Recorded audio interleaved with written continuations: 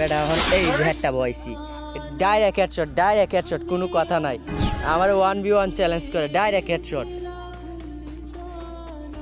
আবারও চলে গেছি তার সাথে ফাইট করার জন্য, কারণ বারাত গেলে আমার জাতা মেরা বইরা দেয়। আমি এর লাগে দৌড়াতে আমি লঙ্গান দিয়ে আমি চেষ্টা করতেছি, চেষ্টা করা কমতি দিই না। এই যে আবার হেডশটটা ইস লাগে নাই, সাইডে যায় আবার বসে দেয়। আই শালার কোথায় এই যে আবার আড়াই একের ডলারটা দিয়ে দিছি।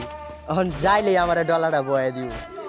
শালার এতক্ষণ তো খেলা শুরু করছি না, ওহন সে নইব খেলাটা আয়। এখন যাই একের এমন ডলা দেম, এখন যে ফাইটটা যে করবো এখানে ফাইট করে একের মাথা মতো আলো এলো কেরে গ্রুয়াল সুয়াল সব ভাঙ্গিয়া কেরে বইরে দেন।